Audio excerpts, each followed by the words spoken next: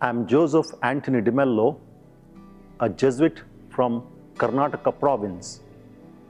I come from India. Currently, I'm the superior of Mount St. Joseph, Bengaluru.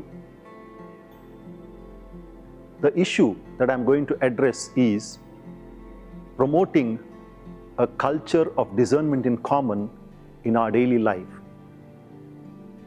When we think about discernment, what do we remember? Often, we remember about closing down a project, opening a community, expanding our ministries, and we think of discernment in common in such situations. But we must also remember, discernment in common is not a one-time activity. What do we observe?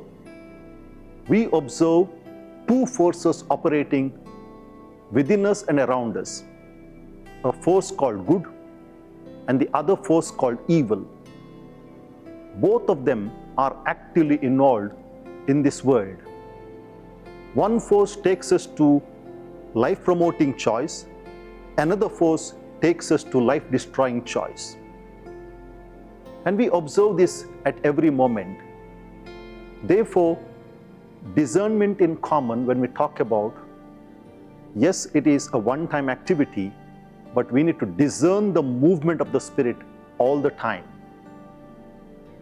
Our daily schedule is filled with a lot of activities. We get up in the morning, then there is a routine that sets in, and we go to bed in the evening. We also live in a world of superficiality. We are also distracted by so many things. And so in this context, we ask ourselves, do we read the signs of the times? Do we read the movement of the spirits? Do we see how the spirits are working within us and around us, and how they impel us to act either towards life-promoting choice or life-destroying choice? We are also bombarded with so many issues, often the negativity that fills us, and in the bargain, we fail to read the movement of the good spirit. In our world today, there is so much of violence, war, and what we experience is desolation. But beneath this desolation, do we listen to the Spirit? The Spirit is also active within us, especially the good Spirit. And what is the pedagogy that we need today? The pedagogy is experience, reflection, action. Our days are filled with a lot of experiences, and we need to pause and we need to reflect time and again. We need to process our interior movements. All our experiences, they elicit feelings, they elicit thoughts, and they also elicit doubts, questions. And all of them can impel us to act, push us to act. And therefore, we need to process these interior movements, and we need to check what are their orientations. And for which, in our day-to-day life, first of all, we need to be persons of prayer, persons who are in tune with God, persons who have an intimacy with the divine. Secondly, in our day-to-day life, we have something called examination of consciousness. And all of us know examination of consciousness is discernment in daily life. This examination of consciousness helps us to grow in God consciousness. Then we can also have gratitude journal. Often our minds are filled with so much of negativity. We see only the problems.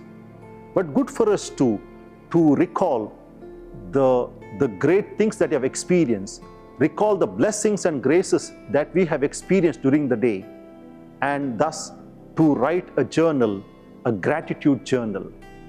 When we are grateful people, we are persons connected to God, and we experience great energy in that gratitude. We can also have Nam Japa, that means recalling the words of God, or we can have centering prayer. We can have mantras. We can say, the Lord is my shepherd. We can also say, God is love. So we can constantly repeat this. And these mantras also help us to be in touch with the divine. If I am a superior of a local community, what I need to do is, I need to engage in the process of consultation and dialogue. I need to see not only my interior movement, but also the interior movement of my community. If I am guiding people in spiritual direction, I must invite the directee. What is going on within her or within him? I need to also check within myself, what am I going through? More than the end product in our ministry, we need to also emphasize on the process. This process dimension helps us to be in touch with the divine, be in touch with the interior movements. It also helps us to be in touch with the workings of the Spirit. The Bible tells us that there are many spirits and we need to constantly test the Spirit. And Pope Francis asked this question. He asked this question to the religious. What moves our days? We are filled with so much of routine. We are filled with so much of distractions. But sometimes the routine can move our days. But if we are in touch with the Holy Spirit, it's a time for us to examine and then to make life-promoting choices. So today, the message is that we need to invite the Holy Spirit into our lives, see the workings of the Spirit, and thus to make life-promoting choices wherever we are in our life mission. Thank you.